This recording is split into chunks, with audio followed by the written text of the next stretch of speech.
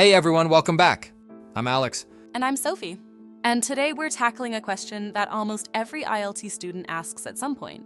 Is Task 1 more important than Task 2 in the writing test? That's such a good question because a lot of students misunderstand how the scoring works. Some think, oh, Task 1 comes first, so maybe it's more important. Others think, if I do Task 1 perfectly, I can afford to be weaker in Task 2. But here's the truth. Task 2 is worth twice as much as Task 1. That's right. Your Task 2 essay carries double the weight in your final writing score. Let's break it down. Imagine your writing score is out of 100 marks. Task 1 is worth about 33 marks, and Task 2 is worth about 67 marks. So, if you write an amazing Task 1, but a poor Task 2, your overall writing band will still drop significantly. On the other hand, even if your Task 1 is average, but your Task 2 is strong, you have a much better chance of getting a higher score. Now, this doesn't mean you can ignore Task 1. Remember, leaving Task 1 blank or doing it badly can still pull down your band score. Exactly. Think of it this way. Task 1 is like the appetizer, and Task 2 is the main course.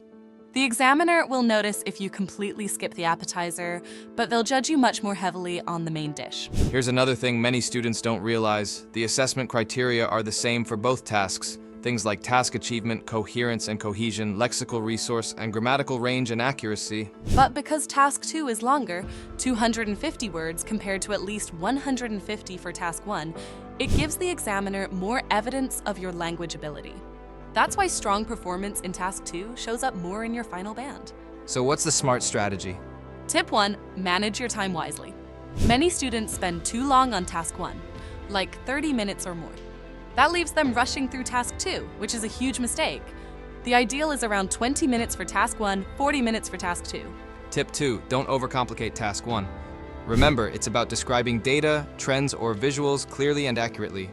No need for fancy opinions or long introductions. Save your energy for Task 2. Tip 3, focus your practice more on Task 2. Since it's worth double, spend more time learning how to structure arguments, use advanced vocabulary, and develop ideas logically. Let's illustrate this with an example. Imagine two students. Student A writes a Band 8 Task 1 but only a Band 5 Task 2. Student B writes a Band 6 Task 1 but a Band 7 Task 2. Who ends up with the higher overall score? Student B. Because their stronger Task 2 performance carries more weight. Exactly. So you can see why Task 2 should be your main priority. But to be crystal clear, the winning formula is not ignoring Task 1. It's about balancing both tasks smartly. Do enough in Task 1 to secure marks, but invest most of your energy in making Task 2 shine. Yes, that's the truth about scoring. Task 1 matters, but Task 2 matters twice as much. So, quick recap. Task 1, 1/3 of your score.